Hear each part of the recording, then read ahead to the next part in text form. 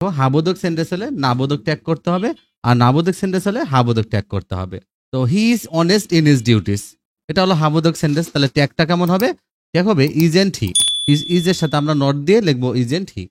আর যদি negative sentence থাকে তাহলে আমরা হাবোধক ট্যাগ লিখবো, যেমন রুমি ক্যান নট সুইম, তাহলে ক্যান হি। আসসালামু আলাইকুম প্রিয় শিক্ষার্থীরা, যারা অষ্টম থেকে নবম শ্রেণীতে উঠেছে এবং যারা নবম থেকে দশম শ্রেণীতে উঠেছে এবং যারা এবার এসএসসি পরীক্ষা দিবে তাদের জন্য ট্যাগ কোশ্চেন থাকবে। তো ট্যাগ কোশ্চেন একটা গুরুত্বপূর্ণ একটি গ্রামার। তো ট্যাগ মানে হলো কোনো কিছু ছুড়ে দেওয়া, কোনো কিছু জুড়ে দেওয়া।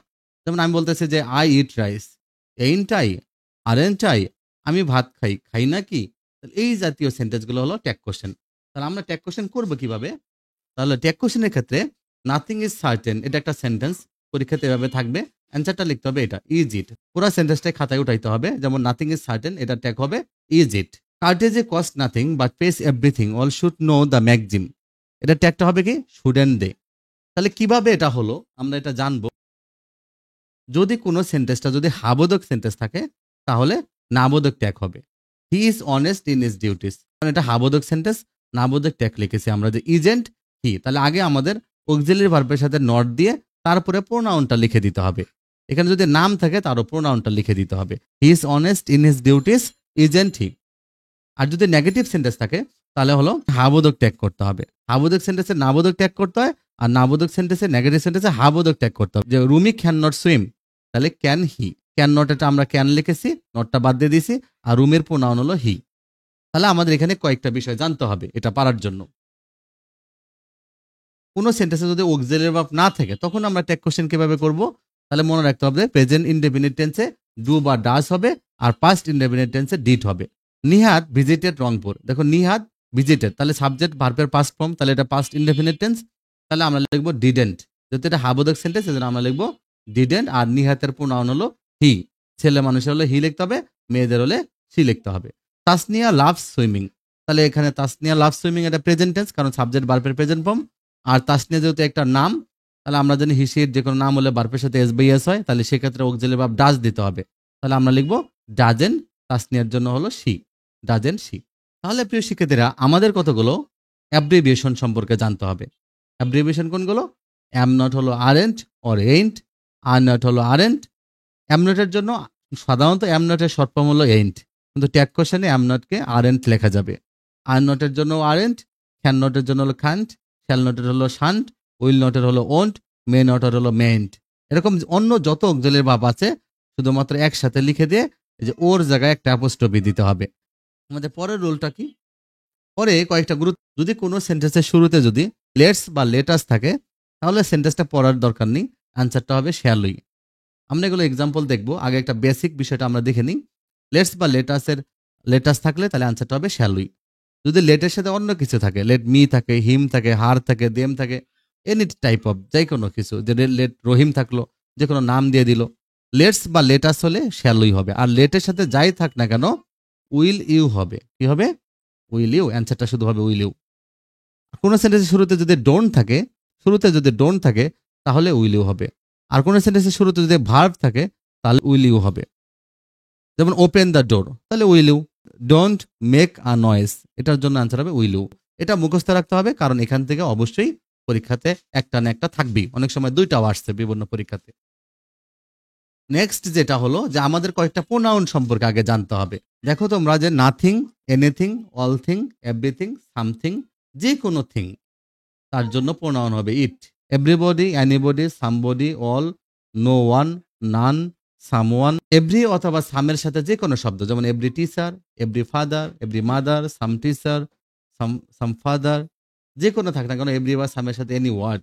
ওকে, তাহলে থিং বাদ দিয়ে যে কোনো শব্দ থাকলে সেটা হবে দে, এর প্রোনাউন হবে দে।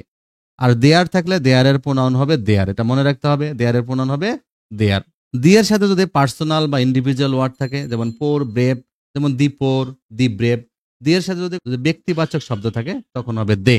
দির সাথে যদি অ্যানিমালিস্টিক অর ম্যাটেরিয়াল ওয়ার্ড থাকে, মানে প্রাণী বা বস্তু থাকে, দির সাথে যে কোনো প্রাণীবাচক, যেমন দি চেয়ার, দি কাউ, প্রাণীবাচক অথবা কোনো বস্তুবাচক। ব্যক্তিবাচক পার্সন রিলেটেড হলে দের তাহলে দে হবে, কিন্তু যদি বস্তু বা প্রাণী থাকে তাহলে ইট হবে। বয়েজ, গার্লস, কাউস, হেন্স এই টাইপের যদি প্লুরাল নাম্বার থাকে তখন দে হবে। All of you, none of you, some of you, many of you, some one of you, এগুলোর জন্য হবে প্রোনাউন হবে you. All of us, none of us, most of us, each of us, all of them, none of them, each of them, এগুলো থাকলে দে হবে। Any or নোর সাথে যে কোনো ব্যক্তিবাচক শব্দ থাকলে দে হবে। যেমন এনি টিচার, এনি পার্সন, এগুলোর জন্য দে হবে। Either of the boys, girls, students, sisters, এগুলো প্লুরাল নাম্বার, এগুলোর জন্য দে হবে। The moon, earth, nature, spring, charity, autumn, liberty, love, mercy, aeroplane, launch, steamer, hope, যে কোনো যানবাহনের নাম। উদারতা, কমলতা বা মহত্ব যদি বোঝায় তাহলে তার প্রোনাউন হবে সি। বাংলাদেশের প্রোনাউনও সি হবে, এটা মনে রাখতে হবে, বাংলাদেশের প্রোনাউন সি। দ্য সান, তবে এগুলোর জন্য ইট লেখা যায়, এগুলোর জন্য ইট লেখা যায়, তবে সি লেখা উত্তম।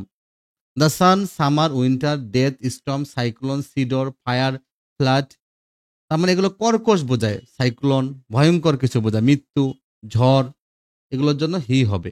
হ্যাড বেটার, হ্যাড ট্রেদার, হ্যাড সোনার, উড ট্রেদার, উড সোনার, এগুলোর জন্য ট্যাগ কোশ্চেনের অ্যান্সারে ডন্ট, ডাজেন্ট বা ডিডেন্ট যে কোনোটাই দেওয়া যায়। আমরা দেখবো এগুলো কিভাবে হয়। তার আগে দেখো কোনো কতগুলো ওয়ার্ড দ্বারা একটা সেন্টেন্সকে নেগেটিভ বোঝায়, তখন ট্যাগটা পজিটিভ হাবোধক ট্যাগ করতে হবে। কিভাবে? Hardly, scarcely, seldom, rarely, little, few, never, no, nothing, too. এই শব্দগুলো নেগেটিভ ওয়ার্ড, মনে রাখতে হবে। তাহলে প্রিয় শিক্ষার্থীরা, তাহলে তোমাদেরকে এই বিষয়গুলো মনে রাখতে হবে। এর আগে যেগুলো আমরা করলাম এগুলোই কিন্তু আমি রুলে ব্যাখ্যা করব, যেন তোমাদের জন্য সহজ হয়ে যায়। আর তোমাদের প্রথম যে পার্টটা থাকলো তাহলে তোমরা এগুলো মুখস্থ করে ফেলবা। ওকে, মুখস্থ করে ফেললে তাহলে তোমাদের পরে এগুলো কাছে পেলে তোমরা নোট করে ফেলবা। দেখো কোনো সেন্টেন্সে যদি scarcely, hardly, rarely, seldom, barely, too ইত্যাদি থাকে তাহলে সেন্টেন্সটা নেগেটিভ। তখন কি করতে হবে? তখন ট্যাগ করতে হবে পজিটিভ বা হাবোধক ট্যাগ করতে হবে। আমরা কিভাবে করব? He seldoms comes here, he seldom comes here, এটা মানে সেলডম শব্দটা থাকার কারণে এটা নাবোধক সেন্টেন্স হয়ে গেছে।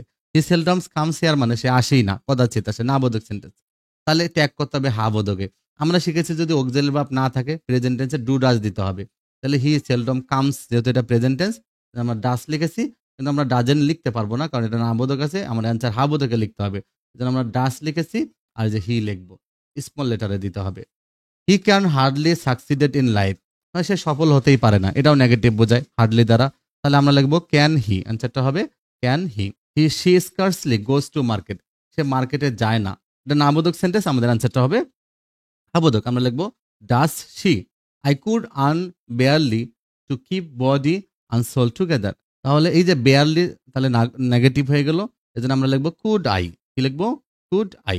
হি rarely put on an overcoat, তাহলে এই যে রিয়ারলি আছে আর এই যে পুট আছে, দেখো এখানে হি আছে, এখানে পুট আছে। যদি প্রেজেন্ট টেন্স হইতো তাহলে কিন্তু হি সি এর যে কোনো নাম থাকলে ভার্বের সাথে এস বাই এস থাকে।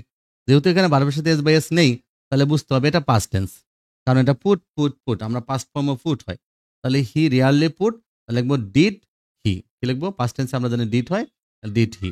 Are barking dog seldom bites, একটা ঘেউ ঘেউ করা কুকুর কদাচিৎ কামড়ায় না। দেখবো যে কুকুরটা ঘেউ ঘেউ করে সেটা কিন্তু কম কামড়ায়, কামড়ায় না সাধারণত, কিন্তু যেটা চুপচাপ থাকে সেটা কিন্তু দৌড় দিয়ে উঠে এসে কামড় দিতে পারে। যেহেতু বাইটস প্রেজেন্ট টেন্স আছে তাহলে ডাস হয়েছে, আর এ বার্কিং ডগ মানে একটা বার্কিং ডগ, তাহলে একটা অ্যানিমাল বোঝাচ্ছে, যেন আমরা ইট লিখবো।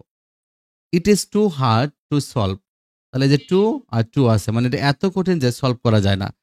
টু থাকলে তাহলে সেটা নেগেটিভ হয়ে যাবে। তাহলে আমরা অ্যান্সারটা কি লিখবো? Is it. তাহলে আমি তোমাদেরকে এখানে আমি তোমাদের একটা কোশ্চেন করব।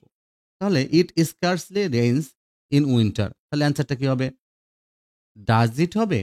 এখানে যেহেতু ইট আছে, এখানে ডাজ ইট হবে, না ডু ইট হবে, না ডাজেন্ট ইট হবে, না ডিড ইট হবে? তাহলে এখানে দেখো স্কার্সলি দ্বারা না বোধক বোঝায়, তাহলে হা বোধক ট্যাগ হবে। তাহলে কোনটা হবে বলো তোমরা? তাহলে অ্যান্সারটা হবে কি? Does it. অ্যান্সারটা হবে ডাজ ইট। প্রিয় শিক্ষার্থীরা, তোমরা যারা আমাদের চ্যানেলটা সাবস্ক্রাইব করোনি, আমাদের চ্যানেলটা সাবস্ক্রাইব করে রাখো। তোমরা ট্যাগ কোশ্চেনের ভিডিওগুলো সিরিয়ালে দেখো এবং খাতায় নোট করে ফেলো। প্রত্যেক পরীক্ষায় এগুলোই এসেছে এবং এগুলো থেকে আসবে। তোমরা পরের পার্টগুলো দেখো, তাহলে তোমরা সব পারবা। তোমরা আরো অনেক রকমের ট্যাগ কোশ্চেন জানতে পারবা। ভালো থেকো।